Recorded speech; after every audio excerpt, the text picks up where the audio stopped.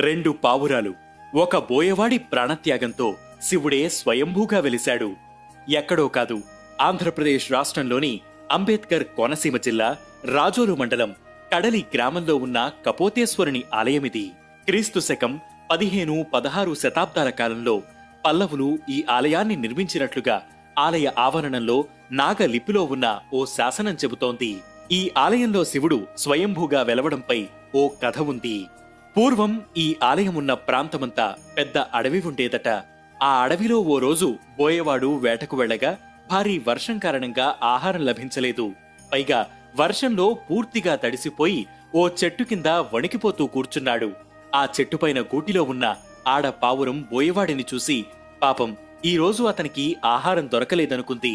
ఇంటికి వచ్చిన అతిథి ఆహారం లేక ఉపవాసముంటే ఆ అతిథి పాపాలన్నీ ఇంటి యాజమానికి వర్తిస్తాయని భావించి ముందు అతని చలిని తగ్గించాలనుకుంది. వర్షం తగ్గిన తర్వాత కూతవేటు దూరంలో ఉన్న శ్మశానానికి వెళ్లి మండుతున్న కట్టెపుల్లల్ని ఒక్కొక్కటిగా తెచ్చి అతని ముందు వేసింది. మంటను ఎక్కువ చేసేందుకు ఎండు పుల్లలు దొరక్కపోవడంతో చెట్టుపై ఉన్న తన గూటిని పడేసి బోయవాడి చలిని తగ్గిస్తుంది. ఆపై అతను ఆకలితో ఉండకూడదని తానే అగ్నిలో పడి ఆహారంగా మారుతుంది. ఇంతలో మేత కోసం వెళ్లిన మగపావురం తన భార్య చేసిన అతిథి సత్కారాలను గ్రహించి వైరాగ్యంతో అదే మంటలోకి ప్రవేశించి ప్రాణత్యాగం చేస్తుంది. తన కోసం రెండు పావురాలు ప్రాణత్యాగం చేయడంతో బోయవాడు కూడా ప్రాణాలు విడుస్తాడు. అతిథి సత్కారాలు చేసిన పావురాల ధర్మ నిరతికి మెచ్చిన పరమశివుడు ప్రత్యక్షమై ఆ పావురాలకు మోక్షం ప్రసాదించాడు. వెంటనే ఆ పావురాలు తమతో పాటు ప్రాణాలు విడిచిన బోయవాడికి కూడా మోక్షం ప్రసాదించాలని, అలాగే ఈ ప్రాంతంలో ఉన్న శివుడిని పూజించిన వారికి సద్గతులు ప్రసాదించాలని అడగడంతో తథాస్తు అని వరమిస్తాడు శివుడు. ఆ తర్వాత కపోతేశ్వర స్వామిగా వెలిశాడు. ఇక్కడ శివలింగంపై రెండు పావురాలు రెక్కలు విప్పి ఉన్న ఆకృతి కనిపిస్తుంది.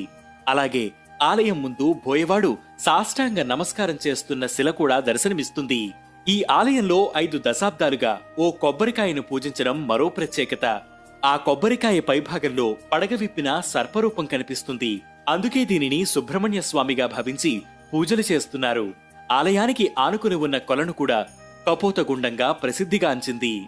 ప్రతి ఏటా మాఘమాసంలో వచ్చే ఆదివారం కాశీ నుంచి గంగాజలం అంతర్వాహినిగా వచ్చి కపోతగుండంలో కలుస్తుందని, ఆ రోజున శివుడికి అత్యంత ప్రీతిపాత్రమైన మారేడు దళాన్ని గుండంలో వేస్తే అవి మునిగిపోతాయని ఆలయ అర్చకులు వివరించారు.